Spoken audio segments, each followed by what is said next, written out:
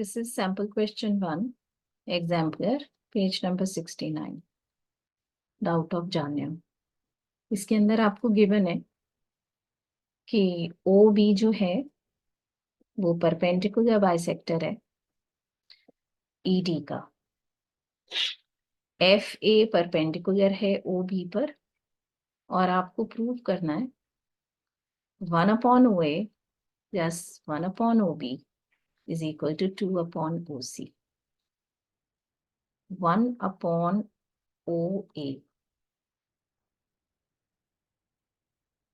OA and then 1/OB यानी यहां से लेकर यहां तक and then 2/OC। ये तीन साइड्स यूज हो रही हैं। सबसे पहले तो जो गिवन है उससे देखते हैं क्या मिल सकता है हमें। परपेंडिकुलर बाइसेक्टर का मतलब है हमें ये ध्यान रखना है डीबी और बीई इक्वल है बिकॉज वो परपेंडिकुलर बाइसेक्टर है, तो ये दोनों बराबर है। यहाँ 90 डिग्री है। O A upon O B, तो मुझे ये तो समझ आ गया क्वेश्चन सिमिलैरिटी का है। ट्रायंगल ओ ए एफ और ट्रायंगल ओ बी डी को हम सिमिलर करते हैं। पहले एंगल ए और एंगल बी 90 डिग्री है। ये वाला एंगल और ये वाला एंगल 90 डिग्री है और एंगल ओ कॉमन है। ये वाला एंगल ओ कॉमन है, तो ए सिमिलैरिटी से triangle O A F similar हो गया ट्रायंगल ओ बी डी के। जब सिमिलर हो गया तो साइड्स की ratio, corresponding sides are in same ratio, तो हमारे पास रेशो बनती है O A upon O B is equal to A F upon B D. Let this be 1। अब दूसरे कौन से ट्राइंगल लें? चलो ये तो 1 हो गई। अब दूसरा लेते हैं ये वाला triangle. Let me put a star. एक तो ये वाला और एक ये वाला, इनको सिमिलर करने की यदि हम कोशिश करें, triangle A C F and triangle B C E. Again ये एंगल 90 डिग्री है, ये एंगल 90 डिग्री है। ये वाला ये 90 है, ये 90 है और ये दोनों वर्टिकली ऑपोजिट है। तो angle A C F is equal to, नहीं सॉरी, हाँ, A C F is equal to B C E, vertically opposite angles, and angle F A C is equal to angle C B E 90 degree. तो फिर से A similarity से triangle A C F similar हो गया triangle B C ई के। अब अगर मैं रेशो बनाती हूं तो बनेगी, क्योंकि मैं ए एफ और बी डी को कॉमन लेना चाह रही हूँ तो ए एफ तो लूंगी ही। A F upon B E is equal to, और बात ए सी बी सी में चल रही है तो ए सी अपॉन बी सी। ये हो गई इक्वेशन। अच्छा, इसको भी यही। नाउ सिंस बीई और डी बी बराबर है तो I can say A F upon B D is equal to A C upon B C. ये हो गई इक्वेशन 2। ये बराबर क्यों है? क्योंकि ये परपेंडिकुलर बाइसेक्टर था। चलो यहां तक तो डन हो गया, आगे चलते हैं। अब इक्वेशन 1 और 2 से हमारे पास क्या आया? ये भी A F upon B D के बराबर है, ये भी A F upon B D के बराबर है। तो O A upon O B is equal to A C upon B C. अब मुझे ओ ए चाहिए, ओ बी चाहिए, मगर मुझे तो ओ सी चाहिए।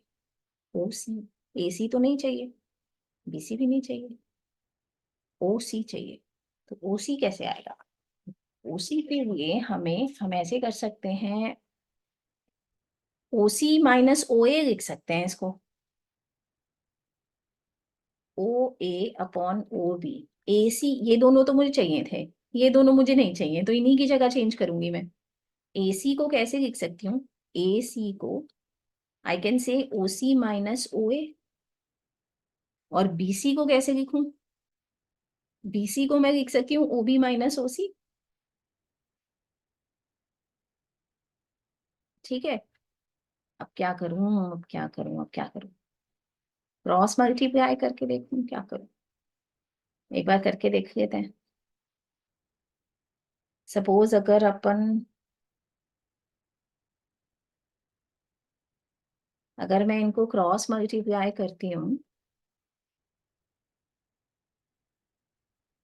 तो क्या बनेगा? लेट अस सी, शायद कुछ बन जाए। ओ A into O B minus O A into O सी, और इधर हो गया ओ B into O C minus O A into O B. अब ये ओ ए ओ बी इधर भी है, ओ ए ओ बी इधर भी है, तो इनको एक तरफ कर देते हैं। ओ ए इंटू ओ बी, ये वाला इधर आएगा तो प्लस हो जाएगा, ओ ए इंटू ओ बी, और इसको उधर ले जाते हैं। O B into O C plus O A into O C, ये क्या बन गया? 2 times O A into O B, और यहां से हम ओ सी अगर कॉमन ले गए तो अंदर हो जाएगा ओ बी प्लस ओ ए। तो ये हो गया 2 times O A into O B, और ओ ए और ओ बी, नहीं जोड़ने से तो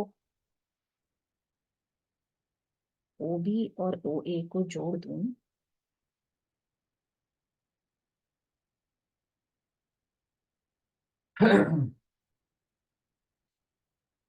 इसको जोड़ने से तो कुछ बन नहीं रहा ना।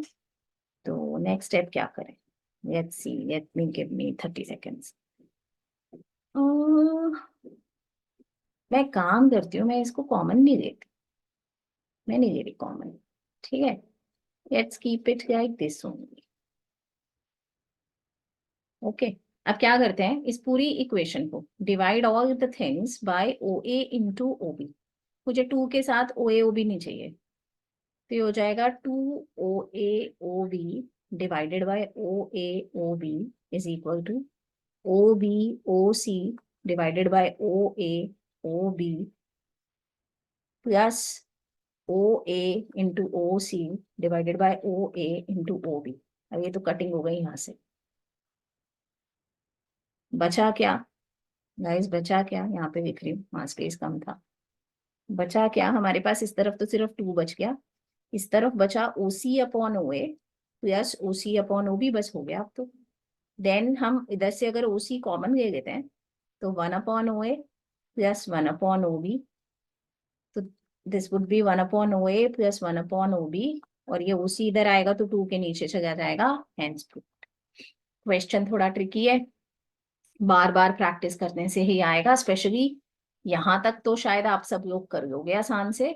उसके बाद यहाँ पे ये वाला स्टेप कि कैसे इनको चेंज करना है, उसके बाद इसको क्रॉस मल्टीप्लाई, उसके बाद यहाँ डिवाइड करना है, ये 3 स्टेप बहुत इंपॉर्टेंट है। ठीक है, यहाँ से ये क्वेश्चन थोड़ा डिफिकल्ट लगता है बच्चों को, तो इट्स बेटर कि आप इसको एक बार करने के बाद दोबारा दोबारा थोड़ी थोड़ी देर में, एक दिन में कम से कम 3 या 4 बार इसको करिए, तब जाके ये आपकी मेमोरी में सेट होगा। Okay bye.